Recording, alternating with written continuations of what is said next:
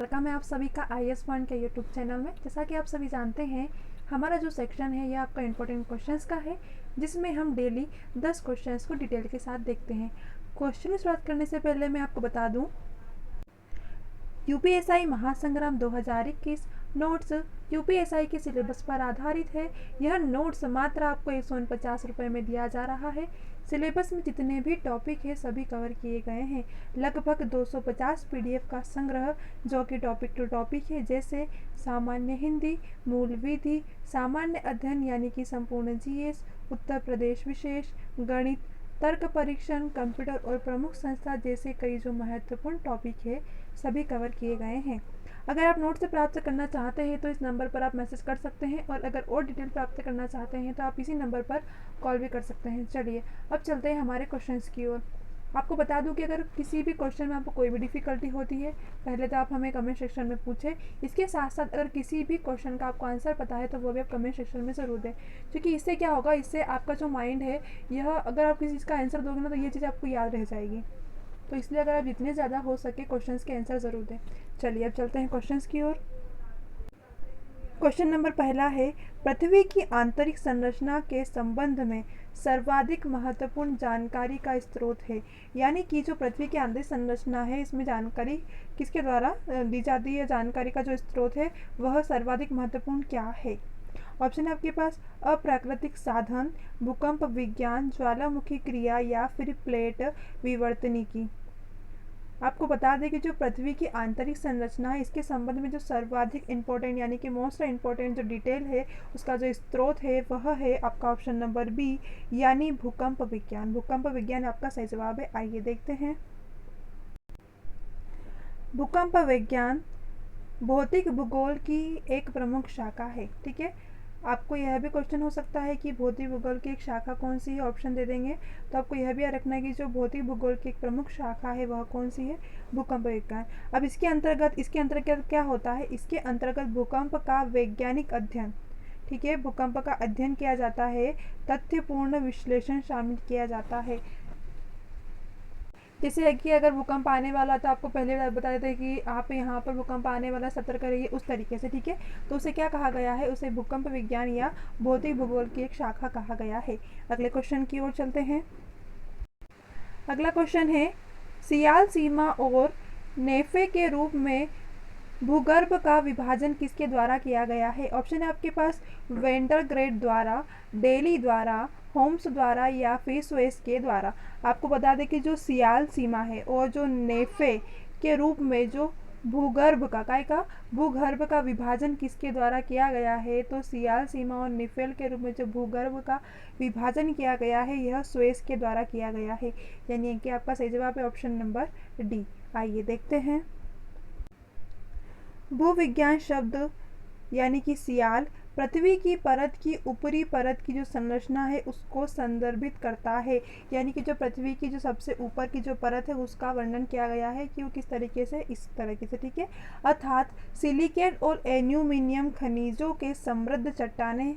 ठीक है, इसके साथ साथ पृथ्वी की जो तीसरी तथा अंतिम परत है जिसे क्रोड कहा जाता है। आपको याद रखना है, या तो फिर कहेंगे कि जो पृथ्वी की तीसरी परत है या फिर पृथ्वी की जो अंतिम परत है उसे क्या कहा जाता है, तो पृथ्वी की तीसरी और अंतिम जो परत है इसे क्रोड कहा जाता है। इसमें क्या होता है, इसमें निकिल यानी कि Na, लोहा यानी कि Fe की प्रधानता होती है इकाई में। भूविज्ञान जो ऊपरी जो तीसरी परत और जो लास्ट परत होती है उसमें, ठीक है, क्या होता है, इसमें निकिल और लोहे की प्रधानता होती है, इसलिए इस परत का नाम नीफे यानी कि दोनों को मिला के क्या रखा गया, नीफे। अगले क्वेश्चन की ओर चलते हैं। निम्नलिखित में से कौन सा कथन सत्य है। ऑप्शन है आपके पास, सियाल में ग्रेनाइट एवं नीस जैसी चट्टान होती है। ऑप्शन नंबर, यह तो हो ही नहीं सकता, हमने अभी पढ़ा है। सीमा का निर्माण मुख्यतः बेलास्ट और ग्रेब्रो जैसी चट्टानों से हुआ है। क्या यह है। क्रोड में निकेल एवं लोहा जैसे तत्वों पर आधारित है, यह उपरोक्त में से सभी। ठीक है, अभी हमने पढ़ा था कि जो निम्नलिखित सत्य कथन है उसमें से आपका जो पहला तो गलत होगा और जो दूसरा तीसरा है ये दोनों ही क्या होंगे, सही होंगे। यानी सीमा का निर्माण मुख्यतः जो बेसाल्ट एवं ग्रेबो जैसे चट्टानों से हुआ, इसके साथ साथ क्रोड में निकिल और लोहा जैसे तत्वों की अधिकता है। अगले क्वेश्चन की ओर चलते हैं। भूपृष्ठ किस परत में बेसाल्ट चट्टाने की अधिकता है? भूपृष्ठ में ऑप्शन है आपके पास सियाल, सीमा, नीफे या फिर किसी में से नहीं। आपको बता दें कि जो भूपृष्ठ की किस परत में बेसाल्ट चट्टाने की अधिकता है, कौन सी चट्टाने हैं? बेसाल्ट की चट्टाने अधिक है। तो जिस भूपृष्ठ में बेसाल्ट की जो चट्टाने हैं यह अधिक है वह है आपका ऑप्शन नंबर बी, यानी कि सीमा में। सीमा में क्या आएगा? बेसाल्ट चट्टाने अधिक है। आइए देखते हैं। भूपर्पटी पृथ्वी की सबसे ऊपरी परत है। आप सभी जानते हैं सबसे ऊपरी परत पृथ्वी की कौन सी है, तो आपको पता होना चाहिए कि जो भूपर्पटी है यह क्या है? यह पृथ्वी की सबसे ऊपरी परत है, जिसका औसत गहराई कितनी है? 24 किलोमीटर। दो क्वेश्चन हो गए कि भूपर्पटी की औसत गहराई कितनी है? 24। इसके साथ साथ भूपर्पटी पृथ्वी की सबसे ऊपरी परत है। ठीक है, यह गहराई में 5 किलोमीटर 17 किलोमीटर के बीच बदलती रहती है। भूपर्पटी को 3 परतों में बांटा गया है। ठीक है, तीसरा क्वेश्चन क्या हो गया? भूपर्पटी को कितनी परतों में बांटा गया है? तो भूपर्पटी को 3 परतों में बांटा गया है। अब वह 3 परतें कौन कौन सी है? तो पहली है अवसादी परत, दूसरी है ग्रेनाइट परत और तीसरी कौन सी है? बेलास्ट। ये 3 परतें हैं जिसमें भूपर्पटी को बांटा गया है, यानी कि उसकी जो परतें हैं उनको बांटा गया है। इसके साथ साथ जिसकी औसत गहराई कितनी है? 24 किलोमीटर तक है। और भूपर्पटी पृथ्वी क्या है? सबसे ऊपरी परत है। अगले क्वेश्चन की ओर चलते हैं। क्वेश्चन नंबर 5वां है, पृथ्वी की सबसे ऊपरी परत के लिए सर्वप्रथम सियाल, ठीक है, शब्द का प्रयोग किसने किया था? अब हमने पढ़ लिया कि सियाल क्या है। अब इस शब्द का प्रयोग किसने किया था यह पूछा गया है हमसे। ऑप्शन है आपके पास होम्स, स्वेस, जेफरीज या फिर डेली। क्वेश्चन नंबर 5वां, इसका सही जवाब है वो है आपका ऑप्शन नंबर बी, यानी कि स्वेस ने पृथ्वी की जो सबसे ऊपरी परत है इसे भूपर्पटी कहा जाता है, इसमें सियाल शब्द का प्रयोग स्वेस के द्वारा किया गया था, यानी कि आपका सही जवाब है ऑप्शन नंबर बी। आइए देखते हैं।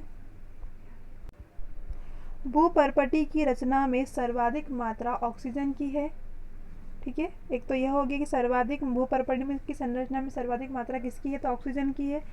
एडवर्ड स्वेस ने, क्या नाम है इनका? एडवर्ड स्वेस ने सियाल नाम दिया क्योंकि यह सिलिका और एल्यूमिनियम की बनी है। अब इसका सियाल नाम क्यों है?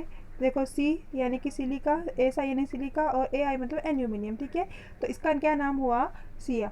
ठीक है, सियाल यानी कि सिलिका और एल्यूमिनियम का बना हुआ। वस्तुतः यह सियाल महाद्वीपीय भूपर्पटी के अवसादी और ग्रेनाइटिक परतों के लिए सही है। अगले क्वेश्चन की ओर चलते हैं। क्वेश्चन नंबर 6 है, पृथ्वी के केंद्र में पाए जाने वाला चुंबकीय पदार्थ है। ऑप्शन है आपके पास ग्रेनाइट, बेलास्ट, निकेल या फिर डायोराइट। इसका सही जवाब है वह है आपका ऑप्शन नंबर सी, यानी कि निकेल। अब पृथ्वी का केंद्र यानी कि पृथ्वी के जो बीच में, ठीक है, बीच में अब देखो उसने क्या कहा है? चुंबकीय पदार्थ। अब आपको ये तो पता हो गया कि चुंबकीय पदार्थ है, परंतु जो चुंबकीय पदार्थ है वह कौन सा है? तो जो पृथ्वी के केंद्र में यानी कि जो पृथ्वी के बीच में, आपने देखा होगा कोशिका का एक केंद्र होता है, इस तरीके से हमें पृथ्वी का जो एक केंद्र है उसके बीच में जो एक चुंबकीय पदार्थ है उसका नाम क्या है? तो उसका क्या नाम है? निकेल। निकेल पाया जाता है। अगला क्वेश्चन है, स्थल मंडल से तात्पर्य है। स्थल मंडल, ऑप्शन है आपके पास पृथ्वी का आंतरिक भाग, पृथ्वी का मध्यवर्ती भाग, पृथ्वी का ऊपरी भाग या फिर पृथ्वी का बाहरी, जो बाहरी पपड़ी होती है वह। ठीक है, स्थल मंडल क्या है? स्थल मंडल कह रहा है तो आपको यार स्थल यानी कि बाहर की ओर होगा, आंतरिक यानी कि अंदर होता है, मध्यवर्ती यानी बीच में होता है, ऊपर मतलब यानी कि ऊपर ऊपर पर, तो अब पूरा बाहर तो स्थल ही होगा ना। तो इसका सही जवाब क्या होगा? ऑप्शन नंबर डी, यानी कि पृथ्वी की जो बाहरी पपड़ी है उसे क्या कहा जाता है? उसे स्थल मंडल कहा जाता है।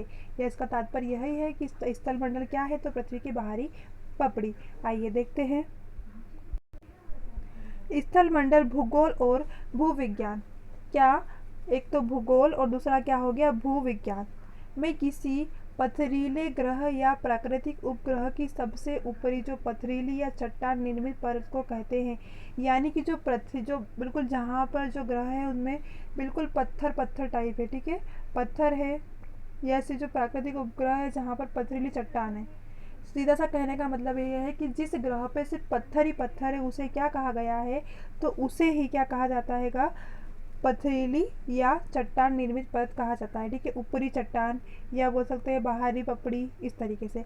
पृथ्वी में इसमें भूपटल यानी कि क्रस्ट और भूप्रावर यानी कि मेंट्रल, ठीक है, इसकी सबसे ऊपरी परत शामिल है जो कई चट्टानों के विभक्त है और इन टुकड़ों को प्लेट कहा जाता है। यानी कि जो ऊपर से जो टुकड़े टूटते हैं ना, तो जैसे कि आपने धूमकेतु वगैरह टकराते हैं उस समय भी होता है, जैसे टुकड़े हुए ना किसी चीज़ के टुकड़े, उसे क्या कहा जाता है, उसे प्लेट कहा जाता है। अगले क्वेश्चन की ओर चलते हैं। निम्नलिखित किस परत को बेरिस्फीयर कहा जाता है, क्या बेरिस्फीयर कहा जाता है? ऑप्शन है आपके पास वायुमंडल की सबसे ऊपरी परत, पृथ्वी की सबसे ऊपरी परत, पृथ्वी की सबसे आंतरिक परत या फिर पृथ्वी की मध्यवर्ती परत को कहा जाता है। आपको बता दें कि जो बेरिस्फीयर है यह किसे कहा जाता है, तो यह कहा जाता है पृथ्वी की जो सबसे आंतरिक परत है। क्या? सबसे आंतरिक यानी कि सबसे अंदर, ठीक है। अंदर है मतलब के कहने का मतलब ये नहीं है केंद्रक नहीं कहा जा रहा है, केंद्रक का मतलब बीच में होता है, जो बीच में होता है, परंतु यहाँ पे क्या कहा जा रहा है, यहाँ पे कहा जा रहा है आंतरिक परत। आइए देखते हैं। अगला क्वेश्चन है महासागरीय सतह का निर्माण किस प्रकार की चट्टानों से हुआ है? ऑप्शन है आपके पास ग्रेनाइट, बेसाल्ट, परतदार या फिर ग्रेबो, ठीक है। महासागर की जो सतह है, ठीक है, उसका जो निर्माण है वो किस प्रकार की चट्टान यानी कि उसकी जो सतह है वहाँ पर किस प्रकार की चट्टानें हैं, इसके कारण महासागर जो है मतलब वहाँ सेफ है, ऐसा कह सकते हैं। तो आपको याद रखना है कि जो महासागर की सतह का जो निर्माण हुआ है, उसकी जो सतह है उसका जो निर्माण हुआ है उस पर किस प्रकार की चट्टानें हैं, तो आपका सही जवाब होगा ऑप्शन नंबर बी यानी कि बेलास्ट। बेलास्ट जो है इस प्रकार की चट्टानें कहाँ पर है, महासागरीय सतह का निर्माण करती है। आइए देखते हैं। महासागरीय सतह का निर्माण बेलास्ट चट्टानों से हुआ है। एक तो यह इंपॉर्टेंट लाइन है कि बेलास्ट चट्टानों का निर्माण कहाँ से हुआ है, मतलब कहाँ पर करती है, तो महासागरीय सतह पर करती है। बेलास्ट या इसे बसाल्ट कहते हैं। दो प्रकार हो गए, मतलब इसका जो नाम है या तो फिर बेलास्ट कहा जाएगा या फिर ब्लास्ट, ठीक है। एक प्रकार की क्या है, बहिर्भेदी यानी कि ज्वालामुखी है। अग्नेय चट्टान है, ज्वालामुखी चट्टान कहते हैं, बहुत गर्म होती है, आप सभी जानते हैं। इसका निर्माण किससे होता है, इसका निर्माण बेलास्टी लावा के धरातल पर आकर तेजी से जमीन की सतह से होता है। इसी कारण को कर्णविहीनी या गैर रवेदार के रूप में पाई जाती है। ऐसा होता है कि ज्वालामुखी जब फटता है तो वो फटेगा तो वो धरती पर चलता जाता है ना, तो आगे आगे की ओर बढ़ता जाता है तो ठंडा होते जाता है, तो उससे क्या होता है, उससे बेलास्ट चट्टानें बनती है। आप ऐसा तो नहीं है कि ज्वालामुखी कहीं पर भी फट जाएगा, ऐसा तो हो नहीं सकता है। महासागरीय होते हैं, इस तरह की टाइप की जगह होती है वहीं पर रहता है, तो क्या होता है कि जो चट्टानें होती हैं ना, इनके जो लावा निकलता है इससे ही क्या होता है, इससे ही बेलास्ट चट्टान का निर्माण होता है। अगला क्वेश्चन है पृथ्वी के द्रव पदार्थों के घनीभूत हो जाने से बनी चट्टानों को कहते हैं घनीभूत। ऑप्शन है आपके पास अग्नेय, अवसादी, रूपांतरित या फिर इसमें से कोई नहीं। अब देखो पृथ्वी का द्रव पदार्थ इसके, ठीक है, इसका सही जवाब क्या ऑप्शन नंबर ए यानी कि अग्नेय, ठीक है, घनीभूत अग्नेय, ठीक है, उससे अब यानी कि अग्नि से ही है वही ज्वालामुखी टाइप। तो आइए देखते हैं इसका सही जवाब क्या ऑप्शन नंबर ए अग्नेय। अग्नेय चट्टान की रचना धरातल के नीचे स्थित ताप्त एवं तरल चट्टानी पदार्थ अर्थात मैग्मा की सतह से ऊपर आकर लावा प्रवाह के रूप में निकलकर अथवा ऊपर उठने के क्रम में बाहर निकल पाने से पहले ही सतह से नीचे ठंडे होकर उन पिघले पदार्थों को ठोस रूप से जम जाने से होता है। जैसा कि हमने पहले क्वेश्चन में पढ़ा था, जब ज्वाला निकलता है तो वो जैसे जितनी ऊंचाई से गिरने बाहर आता है उसके बाद वो जब पृथ्वी पर आता है तो क्या होता है, ठंडा हो जाता है, ठीक है। यही कहा गया इसमें। अग्नि चट्टानें पिघलते हुए चट्टानी पदार्थ के जो ठंडे होकर जम जाने से बनती है। अब अग्नि चट्टानें कैसे बनी, जब ज्वालामुखी वो क्या हुआ, बाहर निकला, वो आगे आगे बढ़ा तो वो ठंडा हो गया, ठंडा होने से क्या होगा, वो जम जाएगा वहीं की वहीं, तो वो क्या होगा, इस चट्टान का रूप धारण कर लेती है। ये रवेदार भी हो सकती है और बिना कणों या रवे की भी, ठीक है। ये चट्टानें पृथ्वी पर पाए जाने वाली अन्य दो प्रमुख चट्टानें यानी कि अवसादी और रूपांतरित से मिलकर पृथ्वी पर पाए जाने वाली चट्टानों के तीन प्रमुख बनाती है। यानी कि सिंपल सा यही है कि जो ज्वालामुखी से निकलती है चट्टानें जितना ऊंचा हो के, मतलब जितनी भी निकलती है बाहर, अंदर तो वो ज्वाला फटता ही रहता है, मतलब उबलता रहता है, पर एक टाइम ऐसा भी आता है कि तब वो बाहर भी आ जाता है। तो जिस समय वो बाहर आता है उसका जो ज्वाला पृथ्वी पर बहता है, आपने देखा होगा तक मूवियों में, फिल्मों में या पिक्चर्स में कि जो जब ज्वाला फटता है तो बिल्कुल बाहर की साइड बहता है उस टाइप।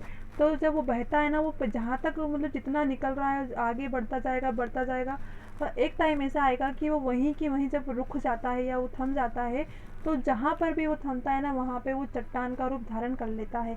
अब वो चट्टानें या तो फिर रवेदार हो सकती है या फिर इस अग्नि चट्टानें। सिर्फ इतना हैगा कि इन जो चट्टानें, जो ठंडी हुई चट्टानें हैं, इन्हें क्या कहा जाता है, तो जो ठंडी हुई जो चट्टानें हैं इन्हें कहा जाता है अग्नेय चट्टानें। ठीक है, समझ आ गया। चलिए, अब हमारी आज की क्लास यहीं पर ख़त्म होती है। आज का लेक्चर आपको कैसा लगा ये आप हमें कमेंट सेक्शन में ज़रूर बताएं, क्योंकि आज थोड़े डिफरेंट क्वेश्चंस थे आपके लिए और कुछ बच्चों के लिए तो न्यू क्वेश्चंस भी होंगे। चलिए, अब मिलते हैं हमारी अगली क्लास में, तब तक के लिए आप सभी को बेस्ट ऑफ लक।